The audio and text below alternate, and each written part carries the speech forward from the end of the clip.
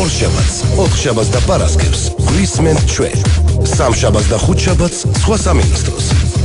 შაბათ-კვირას დაისვენეთ ყველასგან.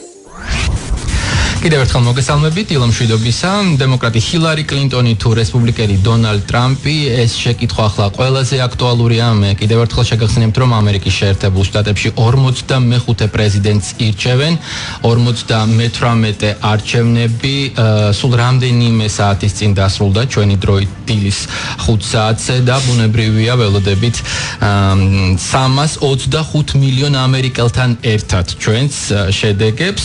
მე გეტყვით, რომ ორივე კანდიდატი ნამყოფია ჩვენს ქვეყანაში. ჰილარი კლინტონი სახელმწიფო მდივნის რანგში ორჯერ ოფიციალური ვიზიტი ჩამოვიდა საქართველოში. პირველად 2010 წლის ივლისში თბილისში და მეორედ 2012 წლის ივნისში ბათუმში. კლინტონი რა თქმა უნდა გაცილებით უკეთ იცნობს როგორც საქართველოში და პოლიტიკურ სიტუაციას, ისე საგარეო პრობლემატიკას, ასევე საუკეთესო ქართული ღვინის გემოს მას დაგემოვნებული აქვს საკოლექციო გურული ჩხავერი. კლინტონს საქართველოს სახელმწიფო სახელმშენებლობაში შეტანილი განსაკუთრებული წვლილის გამო მიღებული აქვს საქართველოს სახელმწიფო ჯილდო, ოქროს საწმისის ორდენი. საქართველოს წინაშე აღმატებული ღვაწლისთვის ბრწყინვალების საპრეზიდენტო ორდენით გახლავთ დაჯილდოებული დონალდ ტრამპიც, რომელიც თბილისსა და ბათუმში 2012 წლის აპრილში იყო, საკუთარი თვითმფრინავით სტუმრობდა ის ჩვენს ქვეყანას. შავი ზღვის სანაპიროზე მონაწილეობა მიიღო 47 სართულიანი ტრამპ თაუერის პროექტის პრეზენტაციაში, რომელიც შემდეგ აღარ აშენდა. მაშასე ვინ იქნება ამერიკის 45 პრეზიდენტი და ჩვენ გადაცემაში მონაწილეობას იღებს დიპლომატი, ყოფილი სახელმწიფო მინისტრი ევროპულ და ევროატლანტიკურ სტრუქტურებში ინტეგრაციის საკითხებში ალექსი პეტრიაშვილი. დილამშვიდობის საბათნო ალექსი. დილამშვიდობისა, მივესალმებით თქვენს რადიოს მსმენელს, დიდი მადლობა მოწვევისთვის. ბოლო ინფორმაციით, რომელსაც Fox News-ი ავრცელებს, კლინტონს ამომრჩეველთა კოლეგიაში 215 ხმა აქვს და დონალდ ტრამპს 254. სულ გჭირდება 270 ხმა, რომ გამარჯვებულად გამოვაცადოთ ან ერთი კანდიდატი, ან მეორე. რა შედეგი გვაქვს? ესე იგი, რა თქმა უნდა, არჩევნები ყოველთვის არის ძალიან საინტერესო და ყოველთვის არის, რა თქმა უნდა, გარკვეული პროგნოზირების ხარისხი, მაგრამ ისევე როგორც ბევრ სხვა ადგილებში, აქაც ამერიკის შეერთებულ შტატებში კონკრეტულად ამ საპრეზიდენტო არჩევნებში ხედავთ ჩვენ, რომ რეალურად ამერიკის შეერთებული შტატების და დანარჩენი სამყაროც იქნება ერთის მხრივ დიდი სიახლის მომსწრე, იმიტომ რომ იმ ტრადიციულ შტატებში, როგორც მიდის ახლა ხმების დათვლა, სადაც როგორც წესი იმარჯვებდნენ დემოკრატები, უბრალოდ ესეთი ეჭვის მქონე შტატებში, სადაც ხან დემოკრატები იმარჯვებენ, ხან რესპუბლიკელები, მაგრამ ბოლო პერიოდში დემოკრატები არის მაღალი ალბათობა, რომ ტრამპი გაიმარჯვებს და იმ დარჩენილი 26 ელექტორალური კოლეჯის, საარჩევნო კოლეჯის ხმების მოსაპოვებლად საკმარისი იქნება. მეორეს მხრივ შენარჩუნებული იქნება ის მონაცვლეობა 8 წლიანი, როდესაც 8 წლის განმავლობაში ხელისუფლებაში საპრეზიდენტო თეთრი სახლის პატრონი ხდება ერთი კონკრეტული პარტიის წარმომადგენელი. განსხვავება არის მხოლოდ იმაში, რომ დონალდ ტრამპი თვითონ არაორდინალური ფიგურაა, ცალსახად არის, ესე ვთქვათ, ძალიან სერიოზული გავლენის მქონე ბიზნესმენი, ძალიან ასეთი მკვეთრი და მძაფრი განცხადებებით საარჩევნო კამპანიის დროს და მისი პოლიტიკის ძალიან მნიშვნელოვანი ელემენტები ამ დროისთვის ჯერ კიდევ უცნობია. არ გავასწროთ მოვლენებს, რა თქმა უნდა, მაგრამ ისეთი ძალიან გაუგებარ ზღვაში უწევს მსოფლიოს შესრულვა, იქიდან გამომდინარე თუ რა განცხადებებს აკეთებდა ტრამპი ზოგადად ეკონომიკასთან, რასობრივ დიდ ჯგუფებთან მიმართებაში და მისი პოზიციები თელ რიგ საკითხებთან დაკავშირებით იყო ძალიან მძაფრი. რამდენად დარჩება ეს მძაფრი იმ შემთხვევაში, თუ მას აირჩევენ პრეზიდენტად, ეს კიდევ მეორე საკითხია, მაგრამ ბატონო ალექსი, ფაქტობრივად პირველი ემოცია, ვისაც ვკითხეთ, მოვასწარით უკვე და ეს კითხვა დაუსვი, იყო გაოცებული, იმიტომ რომ რაღაცნაირად თითქოს ამ არჩევანს, შედეგს ყოველ შემთხვევაში ამ დროისთვის არ ელოდა. თქვენთან მიმართებაში როგორ არის? უნდა გითხრათ გულწრფელად, რომ დაახლოებით ისეთივე, როგორც Brexit-თან მიმართებაში არ ველოდი მართლა მაშინაც, რომ დიდი ბრიტანეთი მიიღებდა ევროკავშირიდან გასვლის გადაწყვეტილებას და აქაც ჰქონდა გარკვეული რაღაც ესეთი შინაგანი რწმენა, რომ და ყველაფერი აქეთკენ მიდიოდა ბოლო მომენტამდეც კი, როდესაც ყველა კვლევებით უსწრებდა წინ იყო ჰილარი კლინტონი და ფიქრობდი, რომ გაიმარჯვებდა, თუმცა აი ამ კვლევებზე დაყრდნობით ტრამპი მუდმივად ამბობდა, რომ ეს არის სიყალბე, მე მიყალბებენ შედეგებს, ну ფაქტია, რომ თქვათ შედეგი ცოტა სხვანაირი, თქვათ მოცემულობა გვაქვს, ხო? რა ჭირს სამყაროს?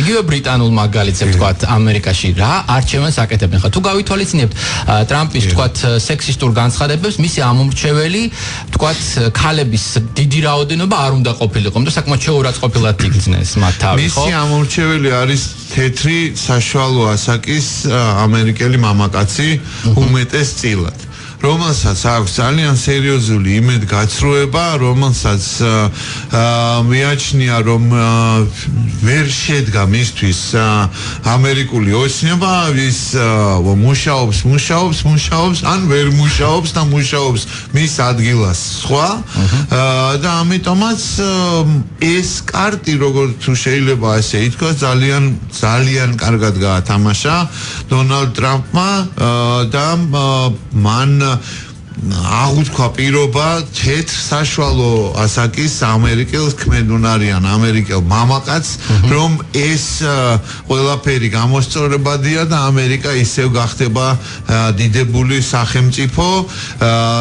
მინდა გითხრათ იგივე, რომ Brexit-თან მიმართებაში გადაწყვეტილებაში ეკონომიკური ფაქტორი ძალიან მნიშვნელოვან როლს თამაშობდა. ევროკავშირის შიგნით თვითონ ადამიანური რესურსის სამუშაო ბაზრის განანაწილებამ გამოიწვია გარკვეული უკმაყოფილება, იმიტომ რომ იაფი მუშახელის შედინება მოხდა ამ ტრადიციულ დასავლეთ ევროპულ ქვეყნებში აღმოსავლეთ ევროპიდან, რამაც ძალიან მნიშვნელოვნად გაართულა საშუალო ევროპელის ასე ვთქვათ, შემოსავლის მიღების შესაძლებლობა, გააიაფა მდიდარი ევროპელისთვის, მაგრამ გაართულა საშუალო ევროპელისთვის. ანალოგიური ვითარება არის ამერიკის შეერთებულ შტატებშიც, მიუხედავად იმისა, რომ ობამას ადმინისტრაციამ ბოლო წლების განმავლობაში უმუშევრობის დონის შემცირება შეძლო და მოახერხა, მიუხედავად იმისა, რაც თქვენ ბრძანეთ იმ განცხადებებისა, რომელიც იყო ძალიან სექსისტური, იყო ბევრი სკანდალები, ბევრი მithmamothmები, ამერიკაში როგორც ჩანს და ამას ეხლა ვაკვირდებით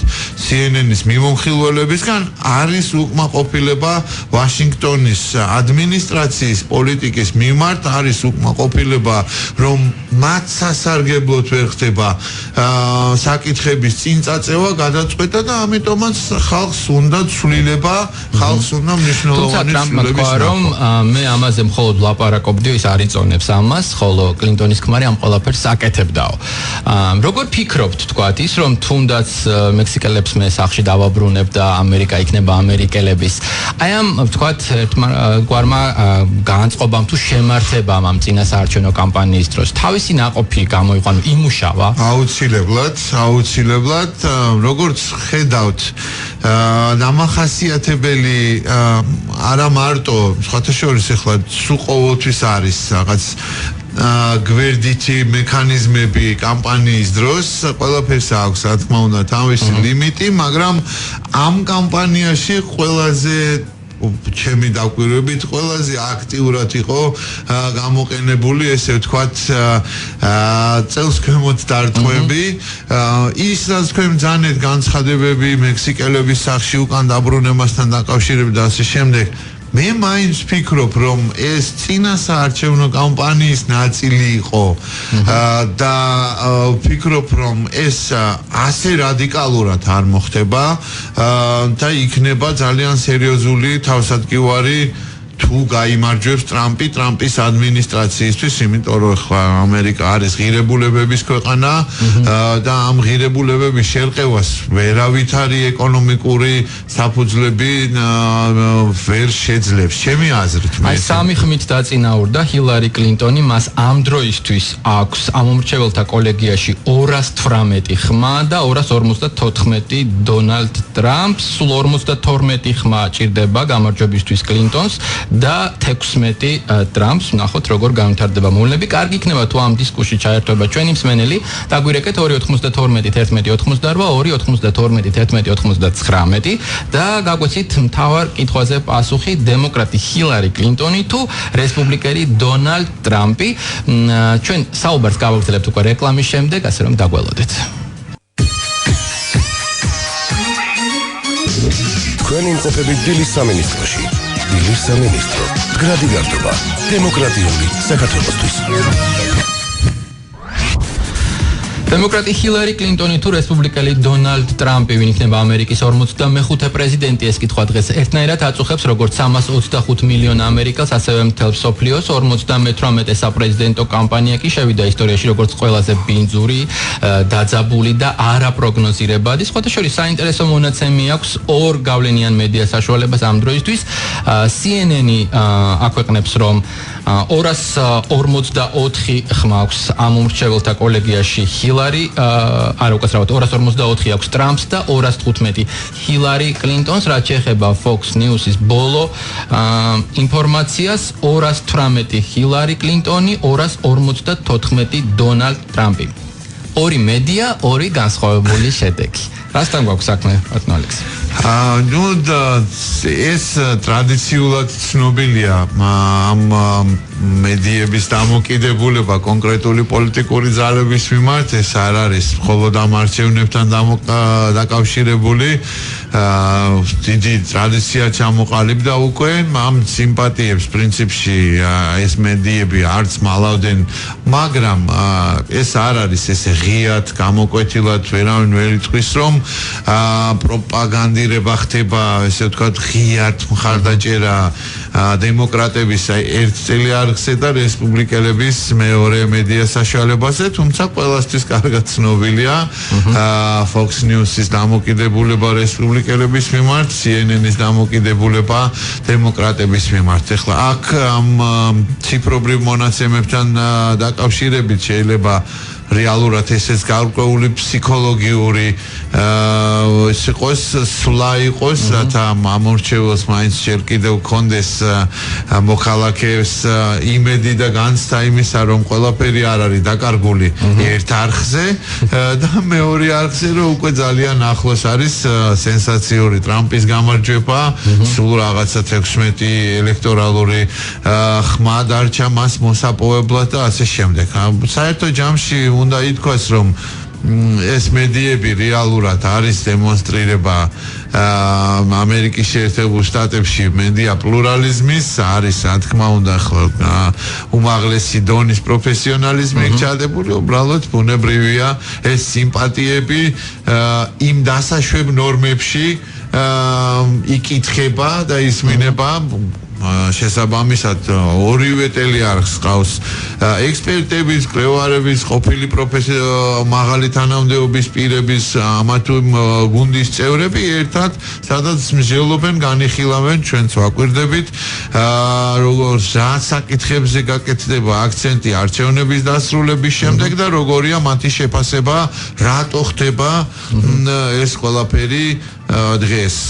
მაგალითად ობამას ადმინისტრაციის ერთ-ერთი ყოფილი წარმომადგენელი სულ ცოტა ხნის წინ საუბრობდა იმაზე, რომ მესამე ქვეყნების კონკრეტულად მხარის, ანუ რუსეთის და კრემლის ადმინისტრაციის როლი, კრემლის ადმინისტრაციას ადანაშაულებს ის, რომ მოხდა ჰაკერული თავდასხმა დემოკრატების საიტების და არა რესპუბლიკელების, იყო ესე ვთქვათ გარკვეული სიგნალები და მინიშნებები ტრამპის მხარდასაჭერად და ტრამპის ესე ვთქვათ პოზიციის გასაზიარებლად, თუმცა საბოლოო ჯამში ამერიკის შეერთებული შტატები არის ზესახელმწიფო, იქ არა ერთი კონკრეტული ადამიანის და გუნდის ჯგუფის ადამიანთა ჯგუფის მიერ წლება, ინსტიტუტებს აქვს ძალიან დიდი მნიშვნელობა, მუშავდება სტრატეგია, რომელიც საბოლოო ჯამში ემსახურება ამერიკის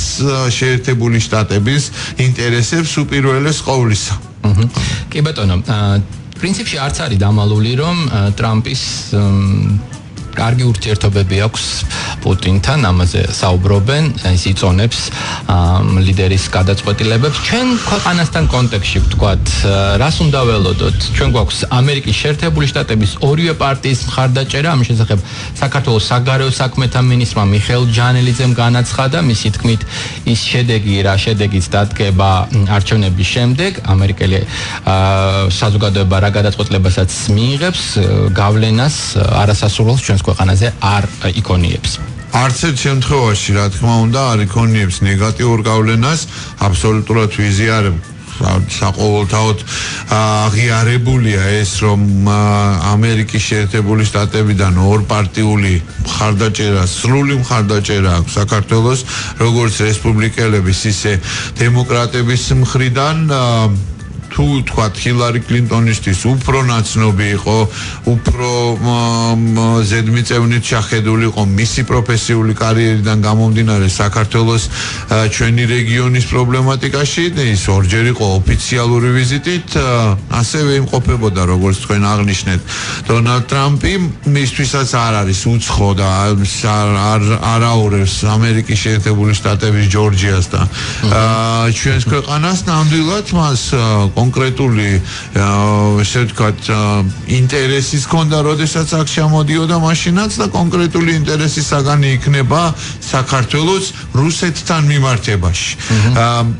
მე არ მგონია, რომ ამერიკის საზიანო იყოს რომელიმე კანდიდატის ქმედება. ჩვენი გადმოსახედიდან ახლა რუსეთთან მიმართებაში, ჩვენი გადმოსახედიდან ახლა უმთავრესი არის ის, რომ გააქტიურდეს ყველა მე არ გულისხმობ მხოლოდ სახელმწიფოს და არ გულისხმობ მხოლოდ უაღრესად კვალიფიციურ დიპლომატებს, რომლებიც შეასრულებენ თავის მათ წინაშე მდგარ ამოცანას. ყველა არასამთავრობო სექტორს, პოზიციას, ოპოზიციას, ყველას, ვისაც აქვს შეხება ამერიკის შეერთებულ შტატებთან, ბიზნეს სამყაროს, აქვს გარკვეული შეხება კონკრეტულად დონალდ ტრამპთან, ეს კონტაქტები, ეს ურთიერთობები გასააქტიურებელია. ძალიან მნიშვნელოვნად, ძალიან სერიოზულად, რათა საქართველო იყოს დღის წესრიგში, იმიტომ რომ ჩვენ ხედავთ ერთ რამეს, რომ უამრავი პრობლემატური საკითხია გლობალურად, მათ შორის ჩვენს რეგიონში უკრაინასთან მიმართებაში არის პრობლემა და საქართველოს საკითხი არის მივიწყებული. ჩვენს არ გვაქვს იმის ფუფუნება, რომ ვიყოთ ესე ვთქვათ ჩუმად, რაღაცა არაფერი არ ხდება, ამიტომ ჯობია ვიყოთ ჩუმად და ალბათ სადღაცა როდესაც ჩვენი რიგი მოვა. მე არ გულისხმობ კონფრონტაციის ან რაღაცა დაპირისპირების ესკალაციას, მე გულისხმობ თემის წამოწევას, რომ თუ კი დონალდ ტრამპი იქნება, ესე ვთქვათ, საქმიან ურთიერთობებში ვლადიმერ პუტინთან, მის დღის წესრიგში იყოს საქართველოში არსებული პრობლემების მოგვარებაზე საუბრის დაწყება, საქართველოს ინტერესების გათვალისწინება და ამ საკითხების მუდმივად პედალირება. ოღონდ ამას უნდა 24 საათიანი მუშაობა და არ არის საკმარისი მხოლოდ რაღაცა ერთეული ვიზიტები იქით და ერთეული ვიზიტები აქეთ. კი ბატონო, მე კიდევ ერთხელ შეგახსენებთ, რომ Fox News-ის ინფორმაციით კლინტონს ამომრჩეველთა კოლეგიაში 218 ხმა აქვს, ხოლო მის მეტოქე დონალდ ტრამპს 254, რაც შეეხება CNN-ს, აქ ცვლილება გვაქვს მონაცემში 244 ტრამპი, 215 კლინტონი. 70 წლის ტრამპს, ყველამ ვიცით რა წარსული აქვს, ის არის ბიზნესმენი, მწერალი, ზოგადად როგორ ვთქვათ, ხედავთ, როგორ აფასებთ, როგორ წარმოგიდგენიათ ოლიგარქების, ვთქვათ, ბიზნესის ძალიან დიდი, ვთქვათ, მასშტაბების შემოსვლას პოლიტიკაში, რა გავლენას ახდენს, ვთქვათ, ან რა შეიძლება რომ მოახდინოს, ვთქვათ, იგივე ამერიკის შეერთებული შტატებისთვის.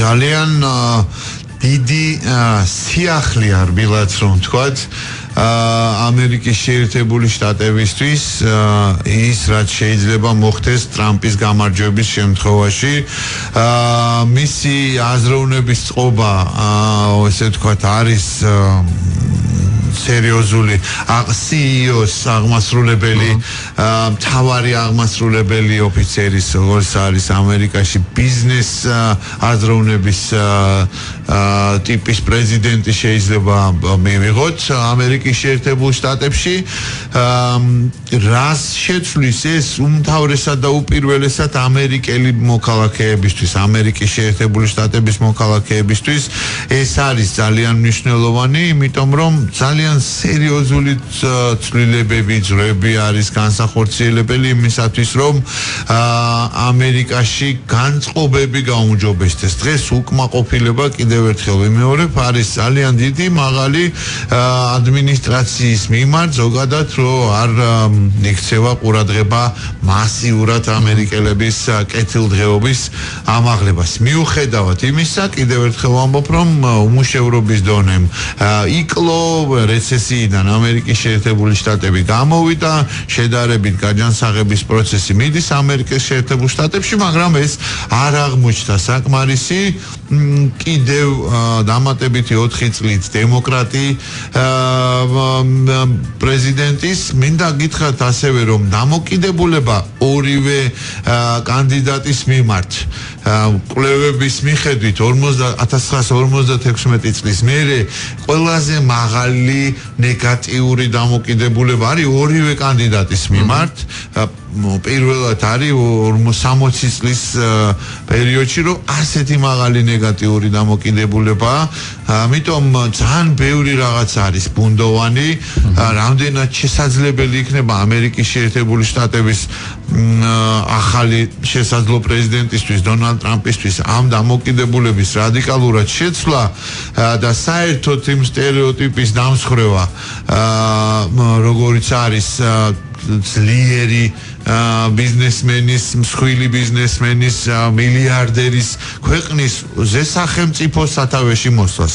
ეს არ არის პატარა ერთი სახელმწიფოს ამბავი, ეს არის არაფორმალური მმართველია. მე მინდა გითხრათ რომ განსხვავებით სხვა ვითარებისგან რეალურად აქ არის კონკრეტულად პასუხისგებლობაში შემოდის უკვე მილიარდერი ამერიკის შეერთებული შტატების და მთელი მსოფლიოს წინაშე აბსოლუტურად გეთანხმებით ამერიკის არჩევნებს დღეს უყურებს მილიარდებით ადამიანი ადევნებთ თქვენს თვალყურს როგორ რეაგირებს და მოქმედებს ბირჟები ამ კონკრეტულ ესე ვთქვათ შეიძლება ითქვას სენსაციურ განვითარებასთან მიმართებაში და ჰონკონგში იქნება ეს შანხაიში იქნება თუ სხვა ესეთ ლონდონის ნიუ-იორკის ბირჟებში ამას ძალიან სერიოზული გავლენაც ექნება პირველი დღეების განმავლობაში ძალიან კარგი შედეგი ექნება დონალდ ტრამპის ესე ვთქვათ ბიზნესისთვის მინდა გითხრათ მაგრამ რამდენად შეძლებს ის კარდინალურად სურათის შესვლას ეს დროის ამბავია ახალი ინფორმაცია CNN-ზე ვიდრე ჩვენ აქ საუბრობთ მონაცემი შეიცვალა 247 ამომრჩეველთა ხმა კოლეგიაში უკვე ტრამპის სასარგებლოდ ანუ ფაქტობრივად მოიმატა 3 ხმით ნახოთ როგორ განვითარდება მოვლენები ჩვენ ხედავდით თქვათ ძალიან ხშირად იყენებდნენ კამპანიაში, საარჩევნო კამპანიაში იმასაც რომ თქვათ კლინტონის გამარჯვების შემთხვევაში ამერიკაში იქნებოდა პირველი ქალი, თქვათ პრეზიდენტი, ხომ? და შესაძლებელი იყო რომ ქალს გადაეწყვიტა ეს პრობლემები და გამოწვევებს გამკლავებოდა რაც არსებობს. თქვენ როგორ ფიქრობთ, თქვათ არც ამ თქვათ გზამ უშველა კლინტონს, ანუ რეალურად თქვათ თუ გავითვალისწინებთ ბოლო არჩევნებს თქვათ იგივე ობამას შემთხვევაში განსხვავებული თქვათ ფიგურა მათ მიიღეს მოიწონეს ამ შემთხვევაში ასე არ არის სწორედ ამან განაპირობა შეიძლება ითქვას გარკვეულად აზროვნებაშიც ნიშნულოვნად რომ ამერიკის შეერთებულმა შტატებმა გადადგა 8 წლის უკან დიდი ცვლილების, მნიშვნელოვანი ცვლილების სასარგებლოდ, ამიტომ იმსახურებს უაღრეს პატივისცემას ამერიკის შეერთებული შტატები, იმიტომ რომ ის რაც წარმოუდგენელი იყო 40-50 წლის უკან, რეალურად 8 წლის უკან მართლაც ასრულდა და აფრო-ამერიკული წარმოშობის ფერადკანიანი პრეზიდენტი გახდა პიროვნება ადამიანი გახდა ამერიკის შეერთებული შტატების პრეზიდენტი. ამ ხნის განმავლობაში მუდმივად იყო მსჯელობა, სწორი იყო თუ არა ეს, სწორი არჩევანი გააკეთა, ამ დიდი ცვლილებით მოხდა თუ არა რევოლუციური ძრები ამერიკის შეერთებულ შტატებში და ამაზე არაერთგვაროვანი იყო დამოკიდებულება და აზრი ამერიკის შეერთებული შტატების მოსახლეობის, ექსპერტების, პოლიტიკოსების და ასე შემდეგ. შესაძლოა ამ ისე ვიხმარ ამ სიტყვას ამ კარტის გათამაშება ისე კარგად ვერ მოხდა, იმიტომ რომ რასაც ახლა ჩვენ ვიგებთ ამერიკული ტელეარხებიდან და ექსპერტების მხრიდან ქალთა მონაწილეობა მაინც არ არის ისეთი მაღალი ანალიზის შედეგად რაც დგინდება და არ არის ეს ფაქტორი გადამწყვეტი არ თამაშობს ცალსახად ჰილარი კლინტონის სასარგებლოდ როლს რომ აი ეხლა უნდა იყოს ამერიკელი ქალი ამერიკის შეერთებული შტატების ქვეყნის სათავეში ის არ არის უნებრივია უცხო ძალიან გავლენიანი თავად ძალიან გავლენიანი პოლიტიკოსია ძალიან გავლენიან პოზიციებზე იყო და ძალიან მნიშვნელოვან როლს თამაშობდა ამერიკის შეერთებული შტატების პოლიტიკის ფორმირებაში და არის ასევე ოჯახის წარმომადგენელი რომელიც იყო უკვე ქვეყნის სათავეში ის იყო პირველი ლედი იყო სახელმწიფო მდივანი ასე რომ დამოკიდებულება მაინც ვერ გადატეხა ვერ გადალახა თვითონ ხალბატონი კლინტონის მიმართ ამერიკის შეერთებული შტატების მოსახლეობამ. კიდევ ერთხელ მინდა ხაზი გაუსვა, რომ პირველად ამერიკის შეერთებული შტატების ისტორიაში 60 წლის მანძილზე დამოკიდებულება და ჩვენ ვისაც ხვდებოდით ჩვენს მეგობრებს ორივე პარტიიდან იყო ასე ვთქვათ განცვიფრების, აშფოთების ისინი უკმაყოფილო იყვნენ შერჩეული ორი კანდიდატით და აქედან მათ უწევდათ არჩევანის გაკეთება. ბატონ ლექსი, როგორც ჩანს, ამერიკელ ამომრჩევლებს ყველაფერი აინტერესებდა, მათ შორის კანდიდატების ჯანმრთელობის მდგომარეობიდან დაკავშირებული მათ პირადი ურთიერთობებით, ისინი ამ წვრილმანებში ჩადიან და მე ვფიქრობ, რომ ეს ძალიან სწორია. თქვათ, ტრამპის გამარჯვების შემთხვევაში, როგორ ფიქრობ და მისი თქვათ პუტინთან ურთიერთობის გათვალისწინებით შეიძლება რეგიონში ჩვენთან რაღაცა თქვათ სხვა სურათი მივიღოთ? შეიცვალოს ვითარება? მე არ მგონია რომ კარდინალურად შეიცვალოს უარესობისკენ, მაგრამ არ უნდა დაგვავიწყდეს ერთი მნიშვნელოვანი მომენტი ნატოს ზომები და ნატოს ღონისძიებები, რომელსაც ის იღებს ბოლო თვეების და ბოლო 1 წლის განმავლობაში, უბრალოდ ყირიმის ანექსიის შემდეგ უკრაინაში სამხედრო ინტერვენციული ოპერაციის განხორციელების შემდეგ რუსეთის მხრიდან აგრესიული ქმედება, სამხედრო აგრესიის განხორციელება გრძელდება ეხლაც უკრაინის ტერიტორიაზე. დასავლეთმა ნატომ კონკრეტულად მიიღო უკვე ზომები და ძლიერდება სამხედრო ყოფნა ნატოს წევრ ქვეყნებში, ბალტიისპირეთის ქვეყნებში, პოლონეთში და ეხლა უკვე გადაწყვეტილება მიღებულია და მიდის კონკრეტული მექანიზმების შემუშავება, როგორ გაძლიერდეს ყოფნა ზღვაზე, ჰაერსა და ხმელეთში, ბულგარეთსა და რუმინეთში. იქ არის უკვე ნატო წარმოდგენილი, ამერიკის შეერთებული შტატების ქვედანაყოფები არიან რუმინეთში და ბულგარეთში სხვა ალიანსის წევრები არიან, მაგრამ ეხლა არის კიდევ უფრო გაძლიერებაზე საუბარი. ამ მექანიზმის შეჩერება ან გადახედვა თუ შეიძლება მოხდეს ამას უახლოესი პერიოდი გვანახებს.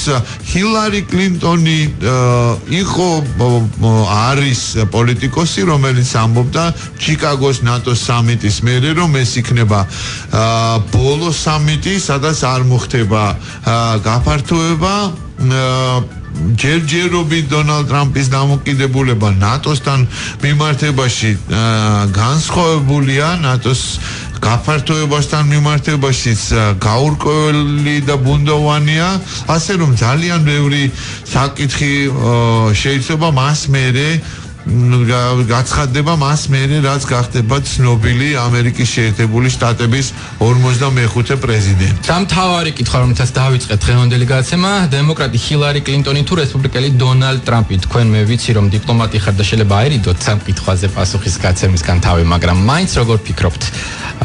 კლინტონი თუ ტრამპი? გულისხმობთ ვინ მოიგებს? რასაკვირველია. ამ დროის თვის არსებული მონაცემებით ყველაფერი მეანიშნებს იმაზე და მიუთითებს იმაზე, რომ 45 პრეზიდენტი იქნება რესპუბლიკელი. Საინტერესოა. კი ბატონო, ძალიან დიდი მადლობა, ბატონო ალექსი, წარმატებები მინდა გისურვოთ. მე მსმენელს შევახსენებ, რომ დღეს დილიდან ფაქტობრივად ამერიკაში მიმდინარე ძალიან მნიშვნელოვან მოვლენებს ჩვენთან ერთად აფასებდა და მიმოიხილავდა დიპლომატი ყოფილი სახელმწიფო მინისტრი ევროპულ და ევროატლანტიკურ სტრუქტურებში ინტეგრაციის საკითხებში ალექსი პეტრიაშვილი. ჩვენ დაველოდოთ ბუნებრივია როგორ გამვითარდება მოვლენებით, ხმის დათვლის პროცედურა ახლაც მიმდინარეობს და კიდევ ერთხელ შეგახსენებთ, რომ ბოლო მონაცემებით, აი Fox News-ი აქვეყნებს, რომ 218 ხმა აქვს ჰილარი კლინტონს, ხოლო 254 ტრამპს, რაც შეეხება CNN-ს 247 ტრამპი, 215 კლინტონი.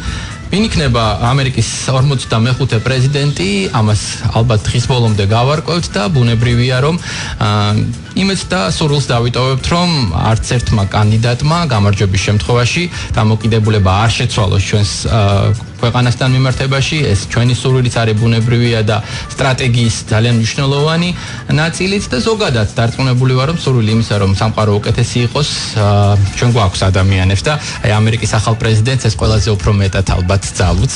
ნახოთ როგორ გამვითარდება მოვლენები. მადლობა ყურადღებისთვის. ჩვენ ერთმანეთს შევხვდებით პარასკევს დილით. დიდი მადლობა ნახვამდის. დილის სამინისტრო რადიო იმედზე.